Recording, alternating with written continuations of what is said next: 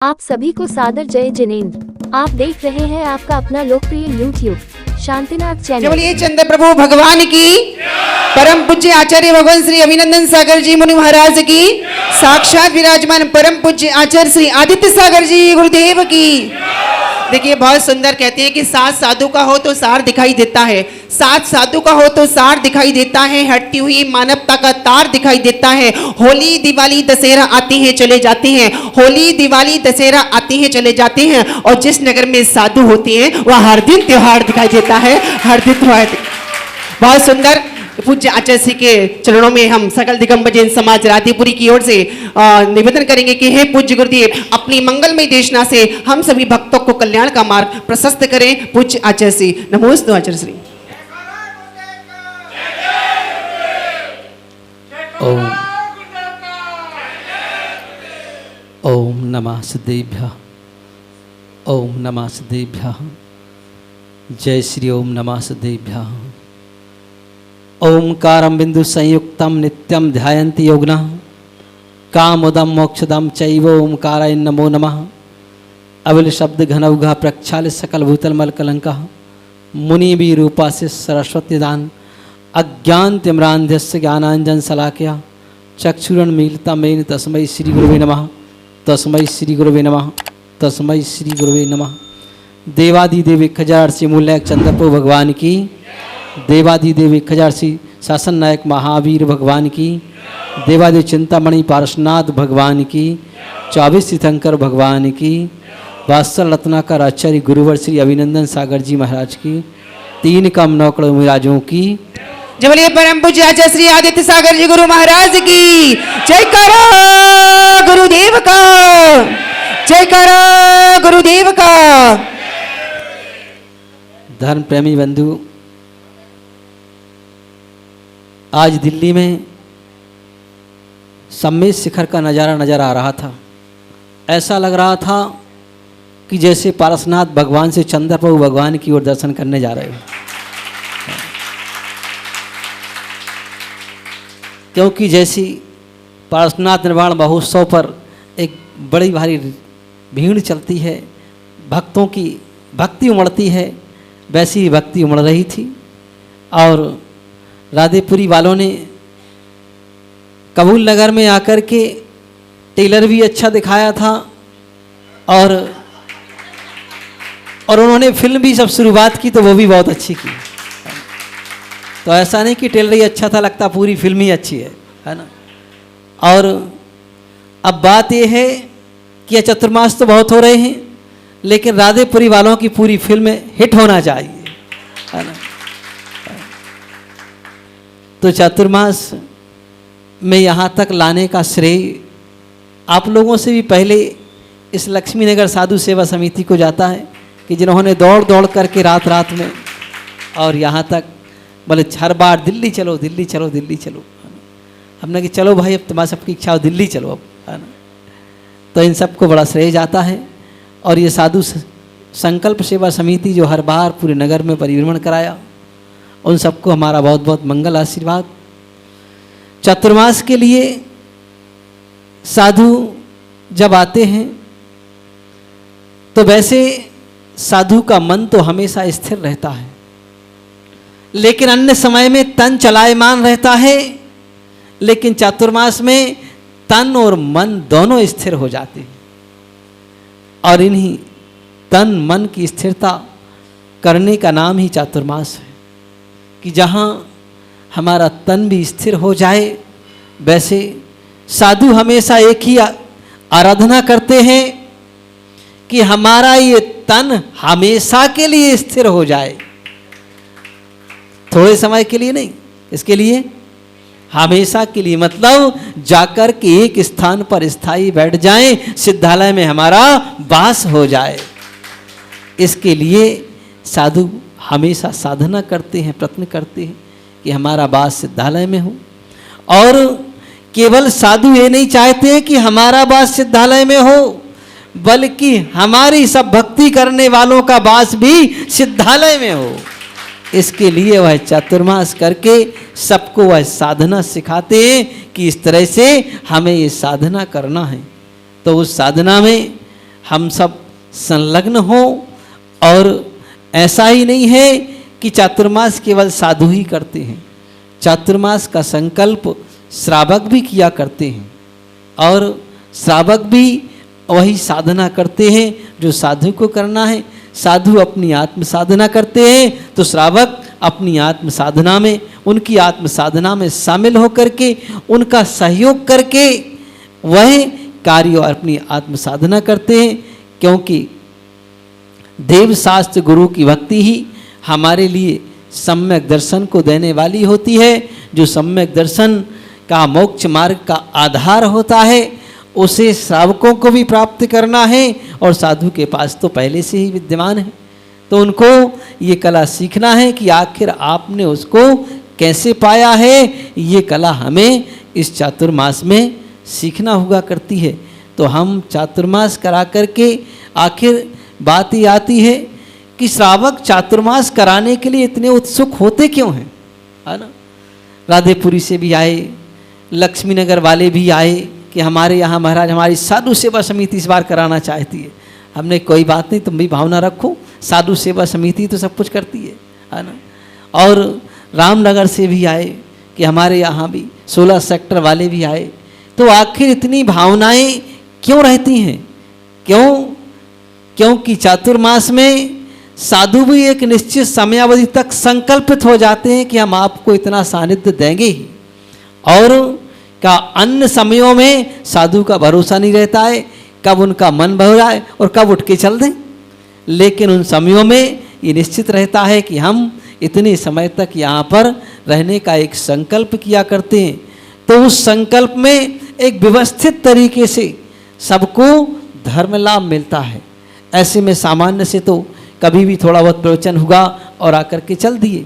लेकिन चातुर्मास में दोनों का कर्तव्य है कि साधु अपनी आत्म साधना करते हैं, श्रावक उनकी भक्ति करके अपनी साधना करते हैं, उसके साथ साथ में लाभ भी लेते हैं।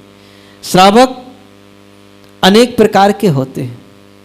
कुछ श्रावक ऐसे होते हैं कि केवल साधु की भक्ति ही करना चाहते हैं, बस वो कहते हैं हम तृप्त हो गए भक्ति करके, हमें इससे और ज़्यादा कुछ नहीं चाहिए। कुछ लोग ऐसे होते हैं कि साधु की भक्ति भी करते हैं और साधु से धर्म लाभ भी लेते हैं। कुछ लोग ऐसे होते हैं कि धर्म लाभ तो लेते हैं लेकिन भक्ति के समय चुपचाप खिसक लेते हैं। कुछ लोग ऐसे होते हैं ना उनको भक्ति से प्रयोजन है ना धर्म लाभ से प्रयोजन है, अपनी दुकान से केवल प्रयोजन है। तो चातुर्मास इसीलिए होता है कि जिनको कोई प्रयोजन नहीं है उनको भी हम खींच करके ले आए कि नहीं तुम्हें भी इस धर्म की गंगा में अवगाहन करना ही होगा। और अगर हमारे पास समय ना हो तो भी मैं कहता हूं कि साधु के वचन सुन लेना चाहिए। क्योंकि साधु के वचन इतने महत्वपूर्ण होते हैं। कहा कि साधु के वचन औषधि के समान होते हैं। कैसे होते हैं? आचार्य कुंद भगवान कहते हैं कि जिण बयण मोसे मिणय विषय स्व ब्रेहणम जर मरण बाई हरणम क्षय करणम सर्व दुखाणम। कहा है कि जिनेंद्र भगवान के वचन औषधि के समान होते हैं। जैसे औषधि इच्छा हो तो भी पान कर लो, न इच्छा हो तो भी पान कर लो, लेकिन वह अपना फल जरूर देती है। औषधि कैसी होती है? मीठी होती है, कड़वी होती है? कड़वी, है ना। लक्ष्मी नगर समिति को कड़वी लग रही वाला हो आदा। राधेपुरी वालों को कैसी लगती है औषधि? मीठी लगती है ना भाई। औषधि कड़वी भी होती है और मीठी भी होती है, लेकिन अलग अलग प्रकार की होती है। जब शरीर में विकृति उत्पन्न हो जाए तो हमेशा कड़वी औषधि दी जाती है। अगर बुखार आ जाए तो डॉक्टर कभी मीठी औषधि नहीं देता है, ना वैद्य देता है। वैद्य कहेगा कि ये चिरायता और कुटकी का काढ़ा पियो, वो काढ़ा बहुत कड़वा होता है। और अगर डॉक्टर के यहाँ जाओगे तो मैं नेवाकीन और लहरिया को दे देगा कि ये खा लो, लेकिन होंगी दोनों कड़वी, मीठी कोई नहीं होगी। अंतर इतना होगा कि डॉक्टर उसमें थोड़ी सी ऊपर से कोट चढ़ा देगा जिसमें समझ में स्वाद नहीं आएगा, लेकिन अंदर जाके उसका प्रभाव दिख जाएगा। और कड़वा वैद्य के यहाँ जाओगे तो वो सीधा काढ़ा पिलाएंगे कि भाई इसमें शक्कर मिलाने की आवश्यकता नहीं है, सीधा ही पीना पड़ेगा। ताकि लेकिन वह एक बार पीना जरूर पड़ेगा, तो वह कि पीने के बाद उसका स्वाद जब अंदर जाएगा तो कहा कि वह विकृति को नियम से दूर कर देगा। लेकिन वह जब कड़वा लगता है तो दूर भागता व्यक्ति पीने से। जैसे किसी छोटे बच्चे को बुखार आ जाए ना, तो उसको कड़वी औषधि पिलाओ तो दूर भागता है, कहता मुझे नहीं पीना। लेकिन जो समझदार माँ होती है वह बच्चे को पकड़ती है, अपनी गोद में लिटाती है और उसकी नाक बंद करती है, और ताकि मुंह खोलेगा बच्चा तो उसके मुंह में औषधि रख देगी। वह भी रोते रोते जैसे तैसे पान कर लेता है, कुछ बाहर जाती है, कुछ अंदर गटक लेता है। तो लेकिन जब वह पेट में जाती है तो उसकी विकृति नियम से दूर हो जाती है। ऐसे ही का चातुर्मास में बाहर से मेघ गरजते हैं तो अंतरंग में का जिनवाणी की गर्जना होती है। तो हम उस जिनवाणी की गर्जना को अवश्य सुनते रहें, और इच्छा हो तो भी पान करना, न इच्छा हो तो भी पान कर लेना। क्योंकि अनिच्छा के भी अगर जिनवाणी के वचन हम पान करेंगे तो वह नियम से हमारे लिए फलदायी होंगे। क्योंकि वह वचन मालूम नहीं कब काम आ जाए, इसका कोई भरोसा नहीं हुआ करता है। तो हम उन जिनवाणी का पान करेंगे। तो कहा जिन वचन मोह से मिलाए विषय सोह ब्रेहणम, कहा वह जिनेन्द्र भगवान के अगर हम वचनों का पान करेंगे तो नियम से का वह विकृति को दूर कर देंगे। जो हमारे अंदर विकृति आ जाती है वह विकृति नियम से जिनेन्द्र भगवान के वचनों से ही दूर हुआ करती है। इसलिए कहा है कि विषय सोह ब्रेणम, का जैसे किसी का पेट खराब हो जाए तो पहले डॉक्टर कहते हैं इस पेट को साफ कर दो, विकृति को निकाल दो, और जब उस विकृति को निकाल देते हैं, दूर कर देते हैं, तो नियम से वह फिर वापस ज्यों की त्यों पेट की स्थिति हो जाती है, फिर से क्षुधा वापस आ जाती है और भोजन की इच्छा फिर बढ़ जाती है। तो ऐसी हमारे अंदर यह भोजन पान की इच्छा पुनः बढ़ जाए। कौन से भोजन पान की? ज्ञानामृतम भोजनम। कौन से भोजन की? ज्ञानामृतम भोजनम की, ज्ञान के भोजन की हमारी इच्छा बढ़ जाए। तो आखिर का हम अपने इस चातुर्मास में हर व्यक्ति संकल्प करे कि हमें कुछ ना कुछ सीखना है। क्या करना है? कुछ ना कुछ हमें जरूर सीखना है, ताकि स्मृति ये रहे, क्योंकि अन्य स्मृतियां तो समाप्त हो जाएंगी, है ना। हमारा यहाँ सम्मान हुआ था वो भी कोई नहीं देखेगा, कुछ समय बाद समाप्त हो जाएगा। और हमने यहाँ इतनी बार भोजन कर लिया था वो तो रोज ही करते हैं, सो वो भी बात खत्म हो जाएगी।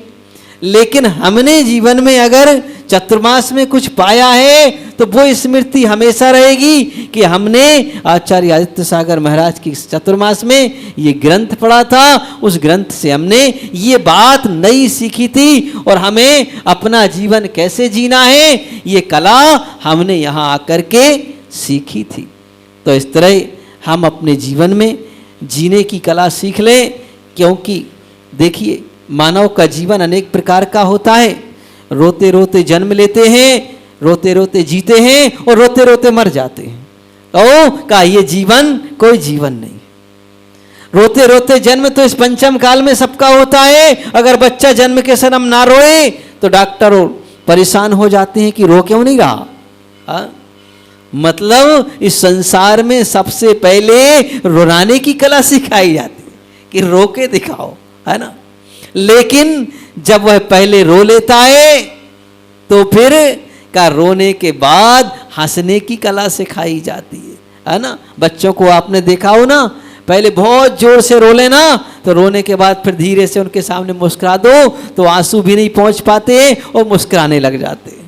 तो ऐसे ही कहा हमने जन्म के समय तो रो लिया, लेकिन अब जीवन में रोना ना पड़े और मरण समय तो बिल्कुल मुस्कुराते हुए ही जाएं। ये जीवन की कला है, कि मानव जीवन की कला ये है कि हम जैसा भी जन्म हो गया कोई बात नहीं, लेकिन अब जो जीवन जीना है वह हमेशा से मुस्कुराते हुए जीना है, क्योंकि मुस्कुराने की कला जानवरों में नहीं आई है, इनमें आई है, केवल मानवों में ही होती है। तो हम कहा मुस्कुरा करके जिए, है ना, ना चाहे गमों का दौर आए तो भी हम मुस्कुरा के ही जिए, क्योंकि गमों का दौर तो जीवन में सबके आ जाता है, उसकी कोई बात नहीं हुआ करती है, लेकिन हम ये मुस्कुराने की कला सीख लें। और जिसने ये कला सीख ली उसी ने जानना कि वास्तव में जीवन जीना सीख लिया। जब छोटी सी परिस्थिति आती है लोग घबरा जाते हैं, अब मैं क्या करूं, मैं ऐसा नहीं कर पाऊंगा, मैं वैसा नहीं कर पाऊंगा। तो कहा तुमने जीवन जीना सीखा ही नहीं। पहले ये विचार करो कि आखिर हमने कौन कौन से जन्मों में कितने प्रकार के कष्ट सहन किए हैं। कोई मालूम है किसी को? नहीं मालूम है। लेकिन जिनवाणी बतलाती है कि गतियां 4 होती हैं और 84 लाख उनमें योनियां होती हैं। तो इन 4 गतियों में और 84 लाख योनियों में कौन भ्रमण करता है? ये दीवालें भ्रमण नहीं करती हैं, है ना। हम सब संसारी प्राणियों ने, मानव ही करता है, चेतन आत्मा ही करती है, दूसरा कोई नहीं करती है। तो जब इन 4 गति और 84 लाख योनियों में ये चेतन ही भ्रमण करता है, तो 4 गति और 84 लाख योनियों से, क्योंकि ये सब दुखमय है, तो इन दुखमय से हमें हटा करके इस ओर लाना है। और साधु आकर के यही बात बतलाते हैं कि इन 4 गतियों के भ्रमण से दूर हट करके तुम्हें इस तरफ आना है, यही बात यहाँ पर बतलाई जाती है। तो इस तरह ये भावनाएं हमारी बनी रहें। तो साधु आकर के तुमको कहते हैं, तुमसे पूछते हैं, जैसे चुनाव आते ना, अभी हो गए ना चुनाव, है ना, चुनाव में क्या हुआ, क्या जब चुनाव आता है तो प्रचार होता है, हाँ भाई, है ना, हाँ भाई, LIC वालों को इशारा कर रहे कि देखो भाई बैठे हैं पार्टी के आदमी। जब चुनाव आता है तो प्रचार करते हैं लोग, अपने अपनी पार्टी के लोग आते हैं, पूछते हैं क्यों भाई बताओ, ये बीजेपी का शासन चला तुम्हें क्या मिला? लोग कहते हैं कुछ नहीं मिला, सड़कों पे गड्ढे जो कहते हम परेशान हो गए, हाँ, कुछ नहीं मिला। हाँ। तो अपोजिट पार्टी वाले कहते हैं देखो भाई अब क्या करना है, हमें वोट दो, हम बिल्कुल तुम्हारी रोड ऐसी कर देंगे, प्लेन तुम्हारे घर में सीधी जाके घुसेगी, है ना। तो क्या वो अपने अपनी पार्टी का प्रचार करते हैं, बताते हैं कि भाई आओ इस तरह से हमें वोट दो, तो हम आकर के क्या कर रहे हैं, अब इस पार्टी में सुख नहीं मिला तो पार्टी बदलो। लेकिन क्या करो, जमाना ऐसा है कि लोगों ने गठबंधन बना लिया और अपनी सत्ता बिठा ही ली, है ना। तो गठबंधन की आवश्यकता है, जैसे आप सबने अभी गठबंधन बनाया ना, कि राधेपुरी वाले भी आ गए, राजगढ़ वाले भी आ गए, लक्ष्मी नगर वाले भी आ गए, सबने गठबंधन बना के कहा कि चलो अपन गठबंधन बना के ही काम करेंगे। तो इस तरह का सब कोई पार्टी वाले कहते हैं कि अपनी अपनी ओर खींचते हैं। ऐसे हम भी पार्टी वाले आए हुए हैं, कौन की पार्टी का प्रचार करने? भगवान महावीर स्वामी की पार्टी का प्रचार करने आए हुए। और हम भी तो ये बतला रहे हैं कि भाई इस पार्टी में रह करके तुम्हें क्या मिला? तो सब आकर के दुख रोते हैं। कोई कहता दुकान नहीं चल रही है, कोई कहता शादी नहीं हो रही है, तो कोई कहता बच्चा नहीं हो रहा है, तो कोई कहता है बच्चे की बुद्धि पढ़ने में नहीं चल रही है। सबको दुख ही दुख है। तो फिर हम कहते हैं भाई हमारी पार्टी में आ जाओ और इस पार्टी में तुम्हें सुख ही सुख मिलेगा। क्या मिलेगा? हाँ, ये के बैठा है बगल में, बड़े बड़े बाल कली, लगता है कि लॉन्च कराने को तैयार है, और नहीं तो करा ही दूंगा इस चतुर्मास में, तो चिंता नहीं करना, है ना। हाँ, वैसे हमारे चुलक जी भी बगल में बैठे हुए ना, इन्होंने बहुत अच्छी भावनाएं पहले ही व्यक्त कर दी। बोले ये दुपट्टा का भार लगता है मुझे महाराज, इसको छुड़ा देना चतुर्मास में है ना। हमने कहा ठीक है भाई, राधेपुरी वालों को एक सौभाग्य मिल जाएगा, है ना तो इस तरह का कि हम भी इस चतुर्मास में कुछ ना कुछ सीखने का प्रयत्न करें। और वास्तव में हमें सीखना क्या है? केवल एकमात्र जीने की कला सीखना है। संकट हर आदमी के जीवन में आते हैं और आएंगे, वो कभी नहीं टल सकते हैं। चाहे भगवान महावीर स्वामी को देख लो, चाहे भगवान आदिनाथ स्वामी को देख लो, चाहे भगवान राम को देख लो, सबके जीवन में संकट आए हैं और रहे आए। क्यों? इन संकटों का संबंध हमारे अपने पूर्व कर्मों से है। तो वो तो आएंगे और चले जाएंगे, कोई बात नहीं, लेकिन उन संकटों में भी हमें हंस के जीने की कला सीख लेना है। बस अगर ये हमने कला सीख ली तो हमारा मानव जीवन सार्थक हो गया। तो इस तरह हम अपना मानव जीवन सार्थक बनाएं और इन घड़ियों में कि कैसे हंस के जीना है। और जब हंस के हम कब जी पाएंगे? जब हम इन कर्मों को अपना शत्रु मानेंगे और शत्रु मान करके कहेंगे कोई बात नहीं, तुम भी आ गए मैदान में, तुम भी आ जाओ, अब हम तुम्हें परास्त करेंगे। कैसे करेंगे? का वो परास्त करने की कला मुस्कुराना है। रो करके हम शत्रु को परास्त नहीं कर पाएंगे। ध्यान रखना, कर्म रूपी शत्रु के सामने रोगे तो प्रबल होकर के और आकर के प्रबल बन करके तुम्हारी सत्ता में बैठ जाएगा। और अगर हमने उसको मुस्कुरा के उसका वेलकम कर दिया तो वो कहेगा हमारे आने का तो कोई प्रभाव ही नहीं पड़ा इनके ऊपर। तो का इसको हमें इस तरह से जीना है। और का उसको भी, का शत्रु को भी कितनी सावधानी से निपटाना है, ये कला हमें आना चाहिए। एक किंवदंती है कि एक बार विष्णु जी अपनी सैया पर लेटे हुए थे।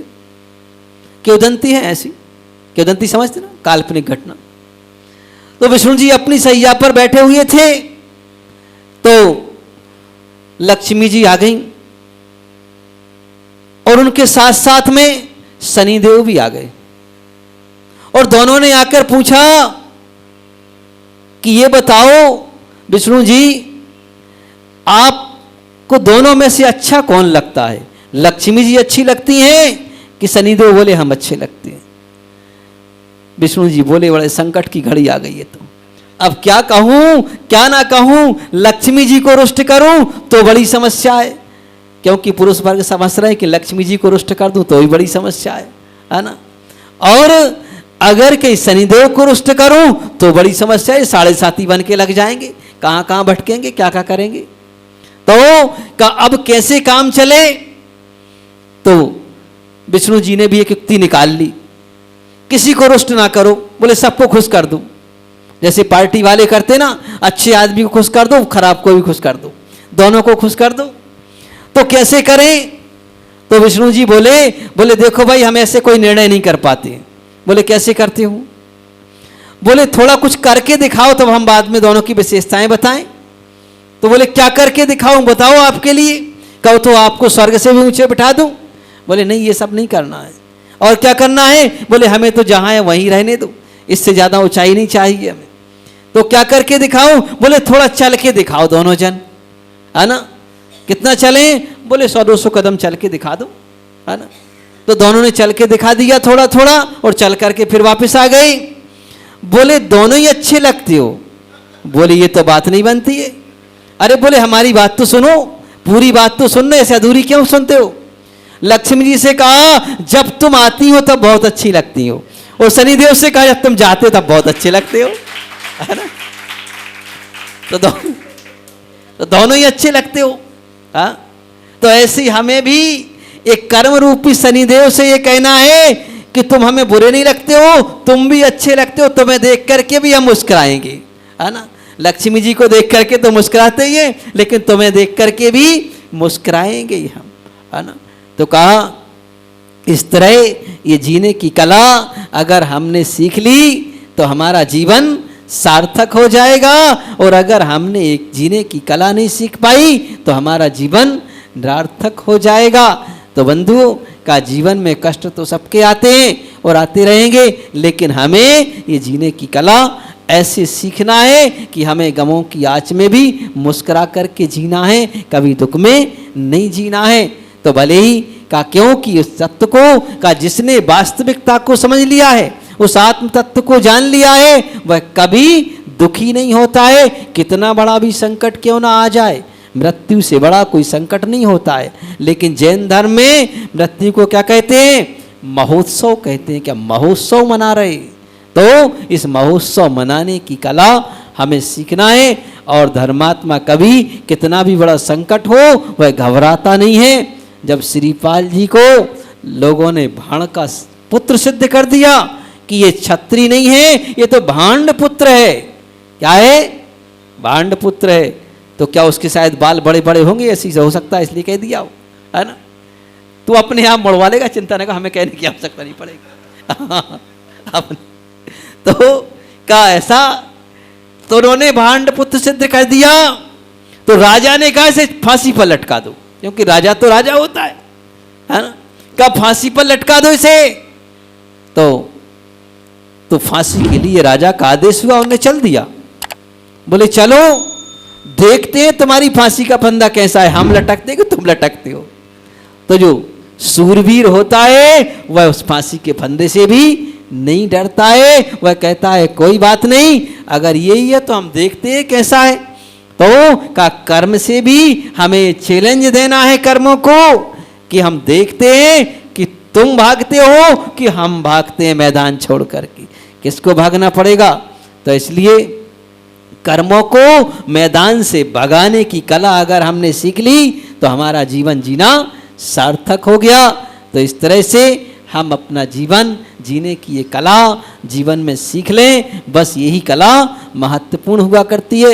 अब लोग थोड़े थोड़े परेशान भी हो रहे, दूर से बैठे बैठे हाथ जोड़ रहे कि महाराज बसर करो, आगे भी चतुर्मास स्थापना पे कुछ सुना देना, अभी सारी बातें मत सुना दो, वो पूरा चतुर्मास है उसमें सुना देना, है ना। तो कोई बात नहीं, अब आगे और भी सुनाते रहेंगे, लेकिन चिंता ना करो, जब आओ तो टाइम निकाल करके आना, है ना। क्यों? क्योंकि बिना टाइम के आओगे तो काम नहीं बनेगा ना। कम वक्त बन के मत आना, है ना। हाँ, वो कम वक्त गाली वाला नहीं कह रहा हूँ मैं, टाइम वाला कम वक्त कह रहा हूँ, है ना। वक्त निकाल करके आना, कम वक्त बन करके मत आना इस सभा में, है ना। इस सभा में आओ तो कहो कि हमारे पास बहुत वक्त है। बोलिए इन्हीं भावनाओं के साथ देवादि देवी कजाराट श्री महावीर भगवान की, चंद्रप्रभु भगवान की जय।